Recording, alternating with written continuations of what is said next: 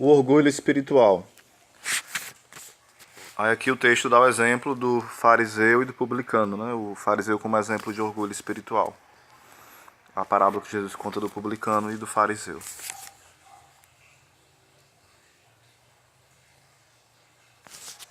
Na verdade, o orgulho espiritual ufana-se, ou melhor, ufana-se não só de suas obras como se fossem só dele, mas também dos seus privilégios espirituais. Pertencer a um estado, a uma família religiosa que tem grandes santos, que possui uma doutrina, uma grande influência. É uma nobreza que cria obrigações e pode também alimentar um orgulho espiritual que esteriliza e cega diante das novas manifestações da misericórdia divina. Os dons espirituais que se apresentam de forma pessoais podem também servir de alimento ao orgulho. As graças da oração enriquecem o contemplativo, deixam na alma sua marca profunda, dão uma experiência preciosa, fortificam a vontade, apuram a inteligência, aumentam o poder de ação, assegura ao espiritual uma radiação poderosa. Estas graças são sempre recebidas na humildade, que criam, e na gratidão que provocam. A luz que as acompanha desaparece, seus efeitos na alma permanecem. A tentação pode vir em seguida, sutil e inconsciente. Ela vem quase necessariamente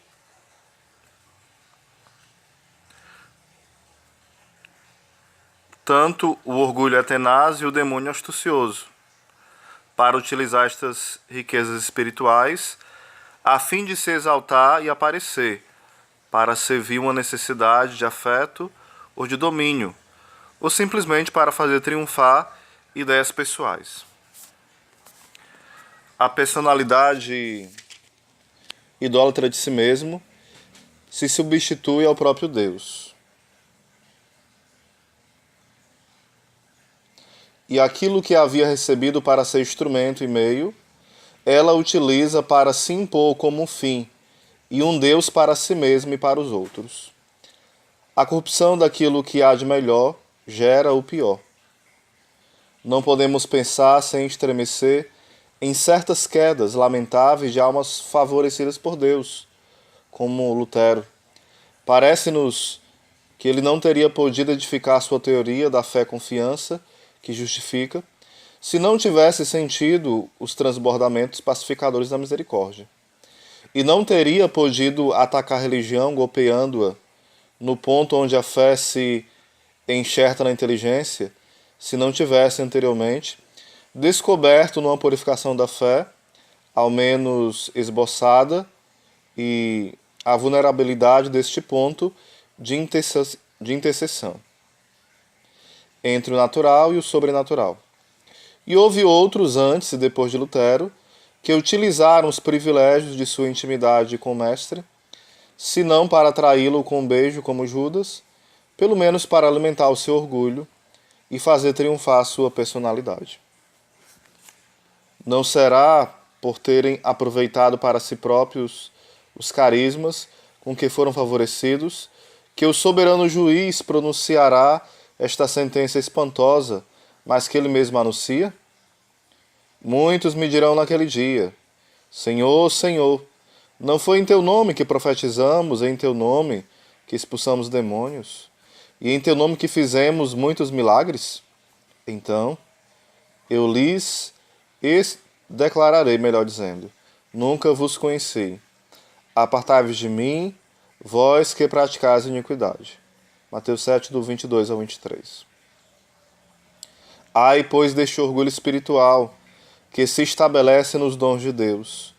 O ciúme divino exerce-se com tanto mais severidade, quanto mais os bens que lhes são subtraídos pelo orgulho são elevados. Ou seja, quanto mais é o dom, a grandeza do dom que Deus dá a alguém, e essa pessoa atribui a si mesma, haverá uma maior severidade de Deus para com essa pessoa que não reconhece que esses grandes dons são dádivas divinas.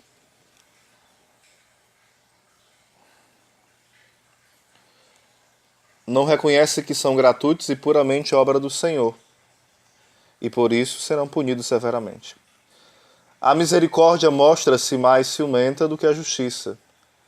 Lesada pelo orgulho, mostra-se mais exigente para os favores sobrenaturais de que goza do que para os dons naturais e as virtudes que ele se atribui como próprios. O fariseu, que exibe de forma orgulhosa suas obras, vai-se embora de mãos vazias. O mesmo fariseu que se gloria com o privilégio que o fez filho de Abraão está cego diante da luz do Verbo. O profeta que gozou de seu carisma vai para o fogo eterno. Só os santos que viram sob a luz de Deus a gravidade de tal orgulho podem nos explicar as exigências de Deus neste ponto e a severidade de tais sentenças. Escutemos Santa Teresinha do Menino Jesus no fim de sua vida, quando já tinha alcançado a união transformante. Oh, se eu tivesse sido infiel, se cometesse somente a menor infidelidade, sinto que a pagaria com terríveis perturbações e não poderia mais aceitar a morte. Com muita razão nos admirávamos desta afirmação na boca da apóstola da confiança e da misericórdia, que tinha escrito que os pecados mais graves não poderiam deter o movimento da sua confiança filial com relação a Deus. A que infidelidade vos referis? Também Santa Teresinha fala, né? De um pensamento de orgulho, entretido voluntariamente? Se eu me dissesse, por exemplo, adquirir tal virtude, estou certa de poder praticá-la, por que então isso seria apoiar-se em suas próprias forças? E quando isso acontece, corre-se o risco de despencar no abismo. Se eu dissesse, ó meu Deus, eu vos amo muito, para deter-me em um só pensamento contra a fé, vós bem o sabeis, então minhas tentações haveriam de se tornar bem mais violentas, e eu certamente sucumbiria. Ou seja, à medida que eu vou me gloriando, né, que não caio mais nesse pecado, que já tenho tal grau de santidade, a gente vai novamente cair no abismo se assim o fizer. Na luz dos versos de Santa Teresinha do Menino Jesus, dava-se conta de que um pecado de orgulho espiritual poderia abalar o magnífico edifício da sua perfeição e deter a torrente transbordante da misericórdia divina sobre sua alma, que chegara à união transformante. A resposta de São João da Cruz a Cristo, que ele pergunta o que queria como recompensa, não nos revela os receios interiores do santo, da mesma natureza que os de Santa Teresinha do Menino Jesus? Ele respondeu, nada mais, Senhor, que sofrer e ser desprezado.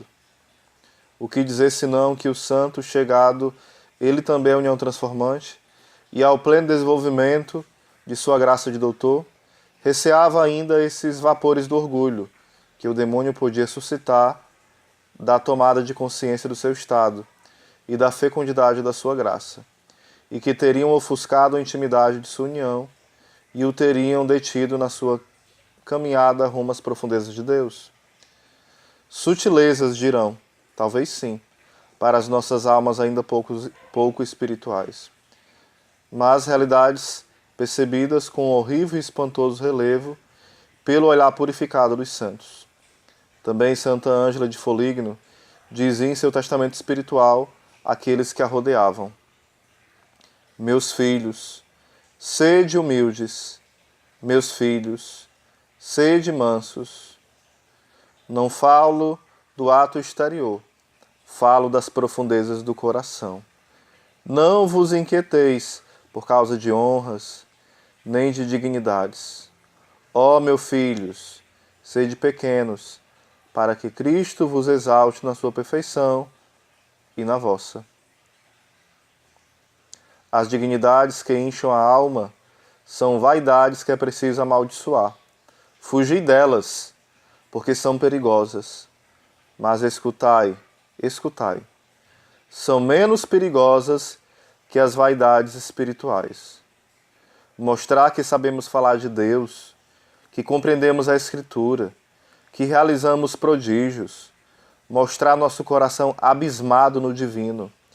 Eis a vaidade das vaidades, e as vaidades temporais são, em face desta suprema vaidade, pequenos defeitos rapidamente corrigidos. Santa Ângela de Foligno.